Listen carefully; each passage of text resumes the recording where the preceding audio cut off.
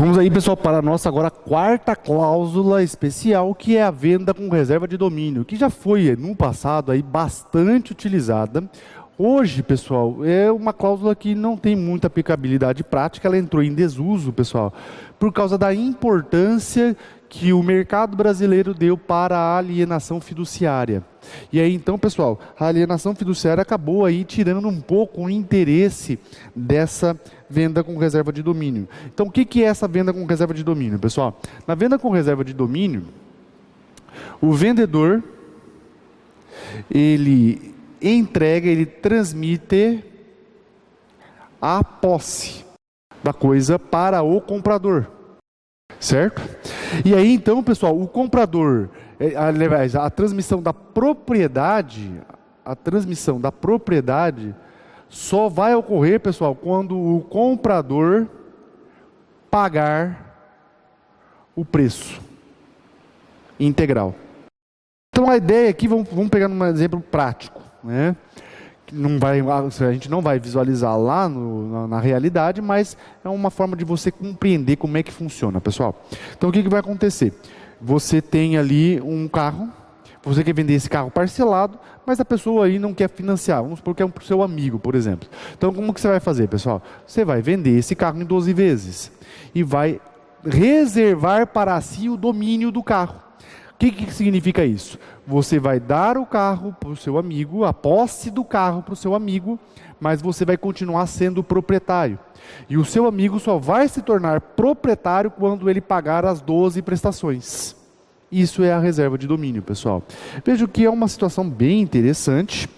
E aí alguns detalhes que nós temos que observar. Primeiro detalhe, pessoal, é que ele se refere a móveis.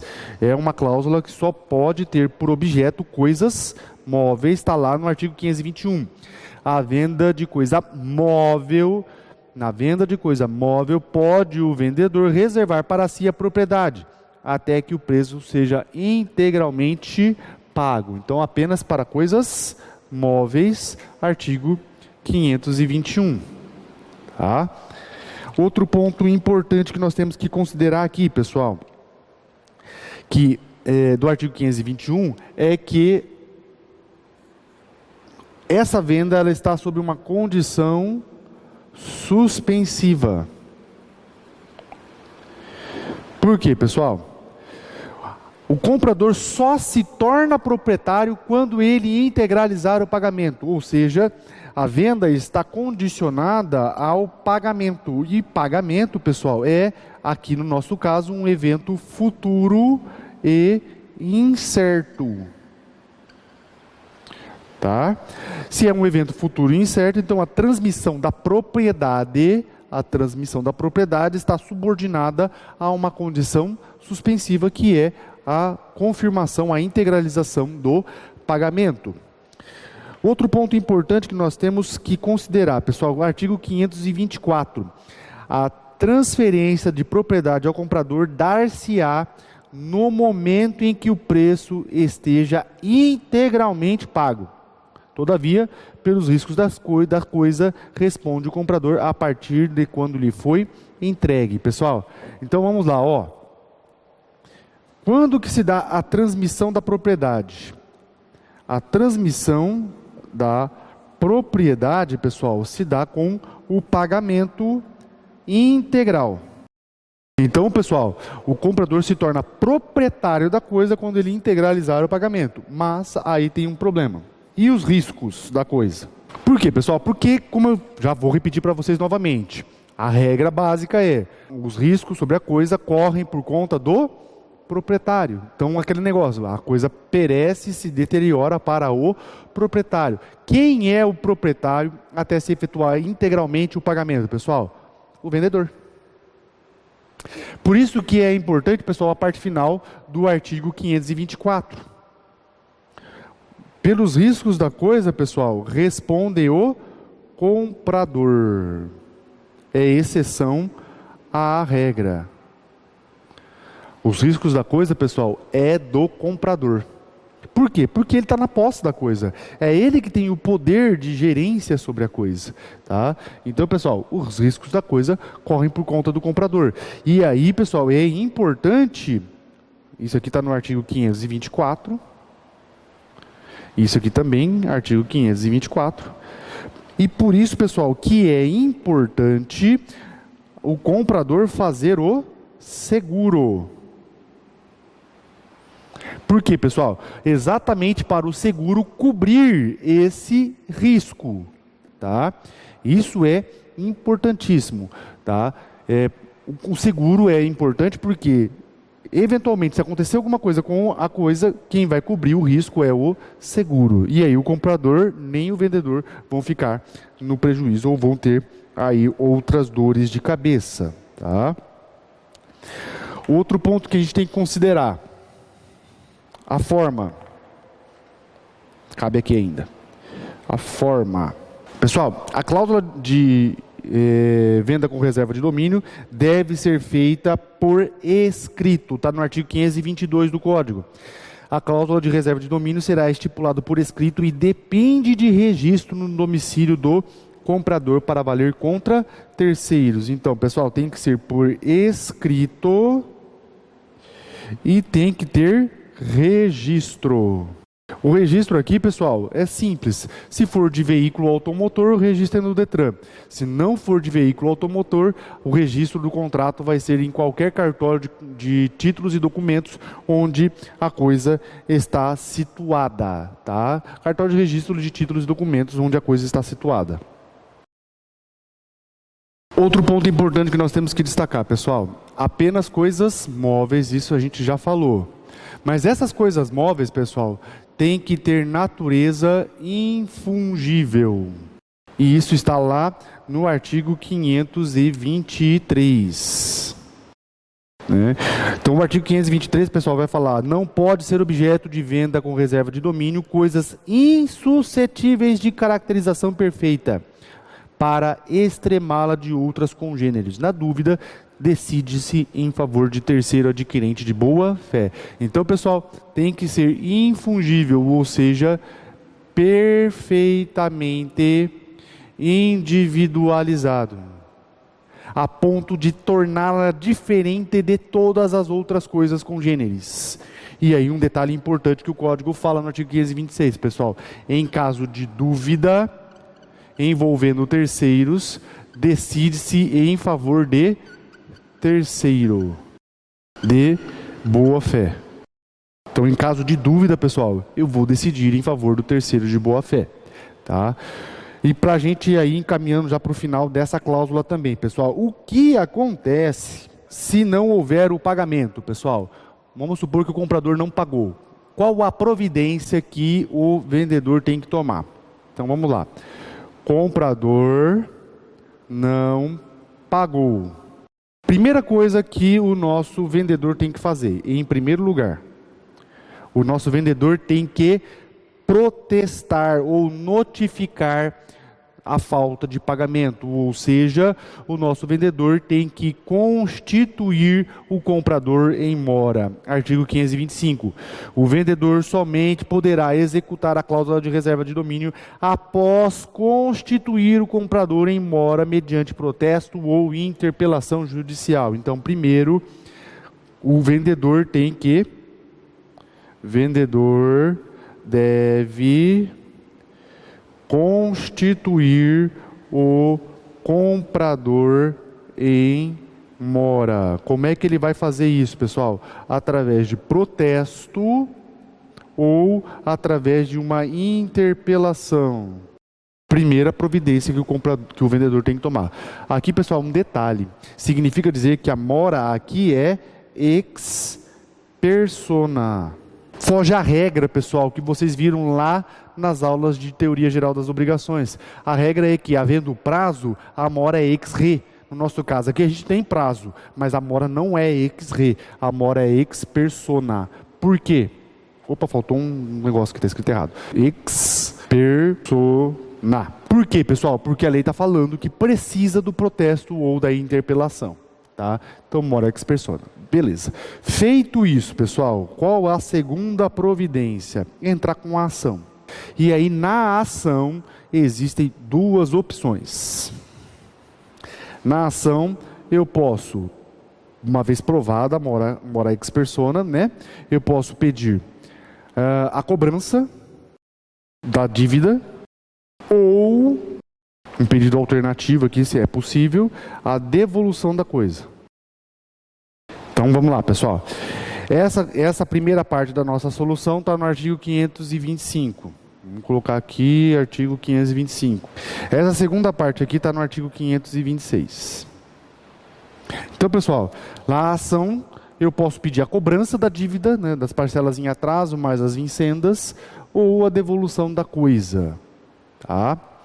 Na hipótese da devolução da coisa, pessoal, em sendo devolvida a coisa, nessa hipótese aqui, nós temos que considerar o artigo 527. Na segunda hipótese do artigo antecedente, é facultado ao vendedor reter as prestações pagas até o necessário para cobrir a depreciação da coisa, as despesas feitas e mais o que de direito lhe for devido. O excedente será devolvido ao comprador e o que faltar será cobrado na forma da lei processual, pessoal. Então, o que vai acontecer? Na hipótese de devolução da coisa, a gente tem que considerar que o comprador já pagou algumas prestações, né? Então, o que fazer com a quantia paga? A quantia paga, pessoal, será deduzido despesas, depreciação de valor, gastos com processo, danos sobre a coisa, ou seja, o vendedor vai descontar tudo relacionado à dívida, ou seja, depreciação do valor do carro, algum amassadinho lá no para-choque, despesas do processo, despesas de protesto, despesa de cobrança, despesa com advogado, vai descontar tudo que tiver direito. Feito isso, pessoal, sobrou, devolve para o comprador. Faltou, cobra na forma da lei processual. Certo, pessoal? Então, vejam que aqui nós temos a seguinte situação, então. Então, eu devolvi o carro, só que eu já tinha aí pago 6 prestações. Vamos totalizar aí que o pagamento dessas prestações aí deu R$10.000. Desses R$10.000, pessoal, o vendedor então pode, primeiro, deduzir a depreciação do veículo. Depreciação do valor do veículo. Segundo, ele vai deduzir um dano que o veículo tiver. Terceiro, ele vai deduzir as despesas que ele teve com a cobrança, protesto, interpelação, advogado, processo e tudo mais. Beleza. Sobrou dinheiro, pessoal. Ele vai devolver para mim. Então vamos lá, sobrou R$2.000, ele devolve para mim. Faltou R$2.000, ele vai entrar com ação de cobrança. Ou ação de execução, se for o caso. Tá, pessoal? Se assim a lei permitir. Beleza? Para a gente encerrar, pessoal, isso tudo aqui, aliás, só para a gente mencionar, isso aqui tudo está no artigo 527, tá? Isso tudo está no artigo 527 do nosso código. Para a gente finalizar, pessoal, nós temos o artigo 528. E o 528, pessoal, fala da participação de uma agência, de um instituto financeiro, de uma agência financeira nessa situação, pessoal. Se o banco participar dessa negociação, quem assume o direito na reserva de domínio é o banco, não o vendedor. Tá? Só esse detalhe que a gente tem que considerar aí.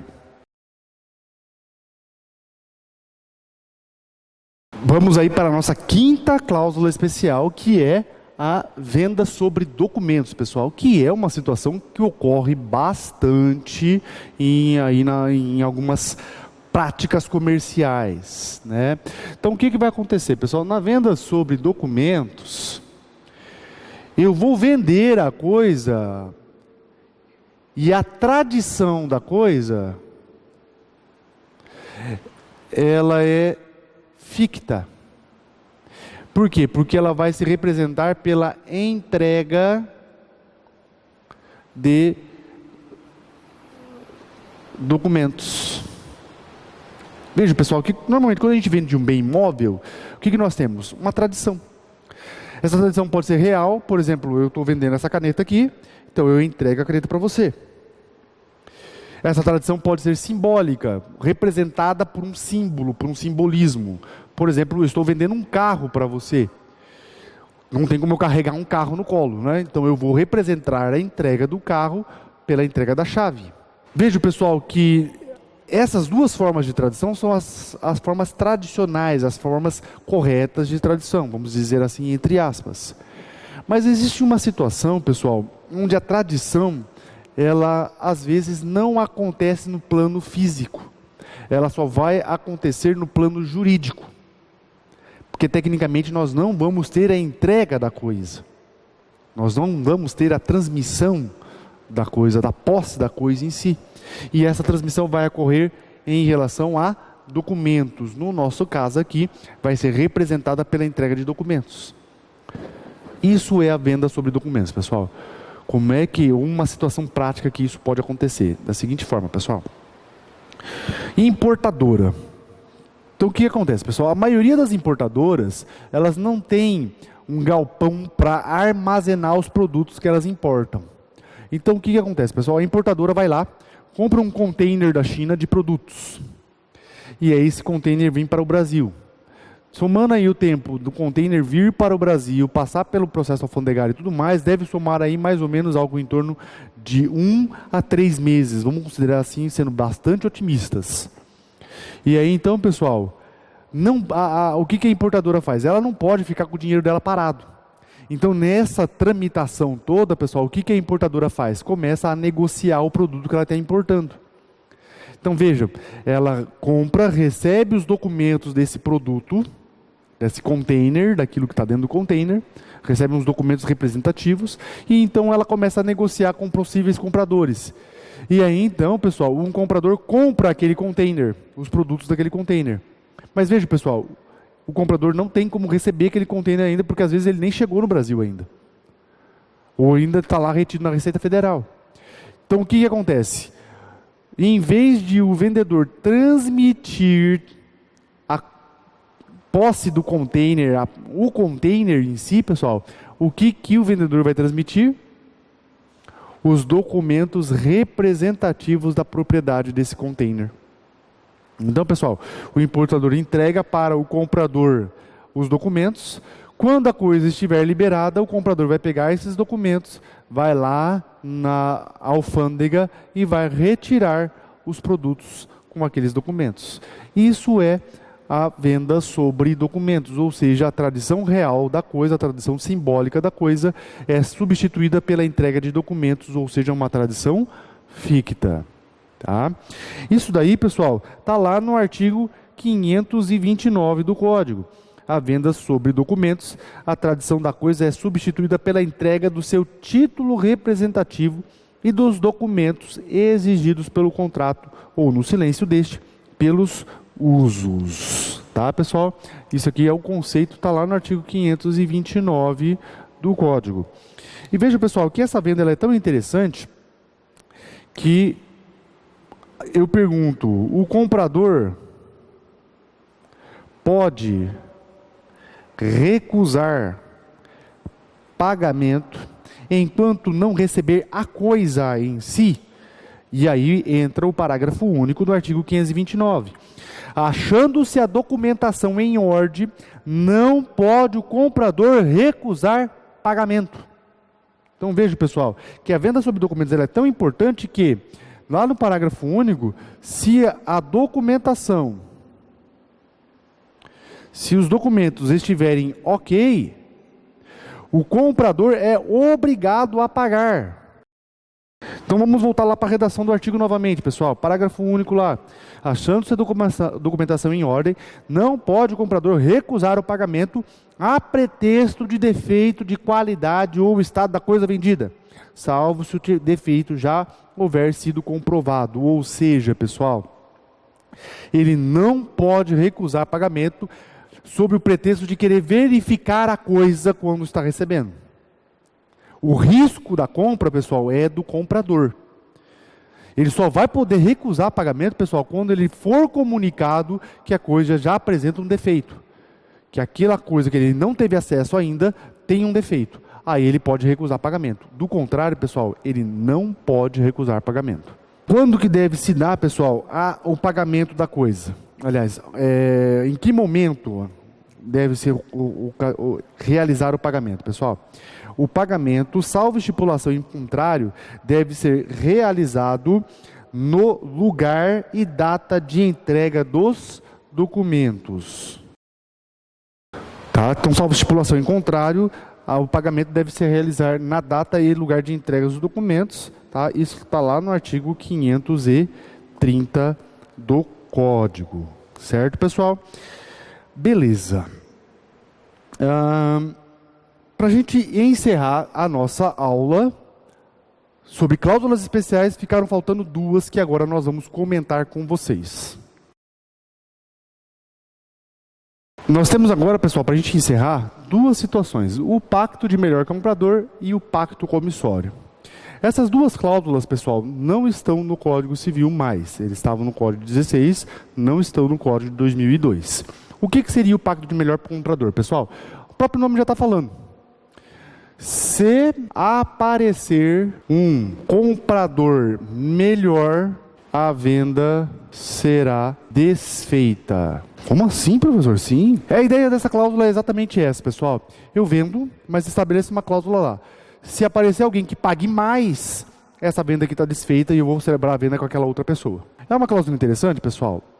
Vamos dizer que sim, em algumas situações. Por exemplo, eu preciso vender um bem com uma certa urgência, preciso vender um carro com uma certa urgência, porque eu estou precisando do dinheiro. Então, o meu carro vale lá 50 mil reais, e eu acabo oferecendo ele por 40 mil, por 35 mil, porque eu preciso de um dinheiro urgente.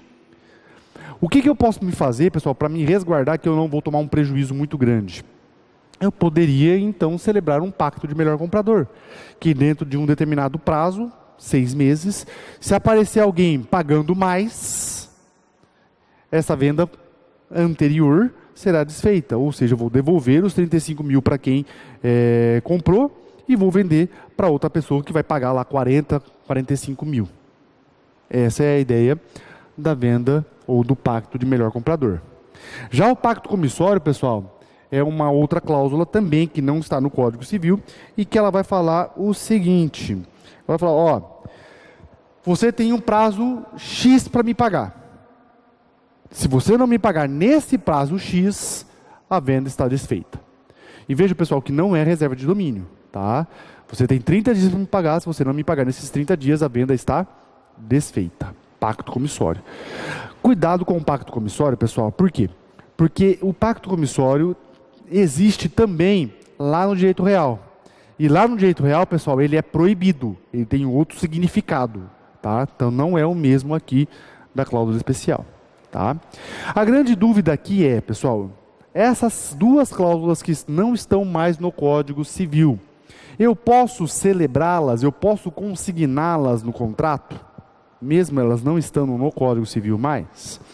Então, pessoal, existe aí uma certa divergência na doutrina, mas a gente tem que partir do pressuposto, pessoal, que a gente está num contrato. E no contrato nós temos o princípio da autonomia privada. Ou seja, as partes são livres para celebrarem acordos de vontades contratuais na maneira que elas bem entenderem, desde que não fira a lei, a moral, a ordem pública e os princípios modernos do contrato, direitos fundamentais, dignidade da pessoa humana, função social do contrato, boa-fé objetiva e equivalência material. E veja, pessoal, que do meu ponto de vista, essas duas cláusulas aqui não ferem nenhum desses limites da autonomia privada. Então, pessoal, mesmo não estando escrito, mesmo não estando mais previsto no Código, eu creio que nada impede que as partes possam celebrar esse tipo de contrato. Exatamente porque onde não é proibido, onde não está limitado, a autonomia privada ela é plena. Então, se as partes assim acordarem, nada impede que isso aconteça. Certo, pessoal? Bom, com isso nós Encerramos nossa aula sobre cláusulas especiais do contrato de compra e venda e também encerramos o nosso próprio contrato de compra e venda, certo, pessoal? Então é isso. Espero que vocês tenham gostado do vídeo. Se restou aí alguma dúvida, pessoal, pode mandar aí pelos nossos canais, pode comentar aí no vídeo. Se você gostou desse vídeo aí, deixe o seu comentário, deixe o seu like, compartilhe com seus amigos, ok, pessoal? E aí até a nossa próxima aula, beleza?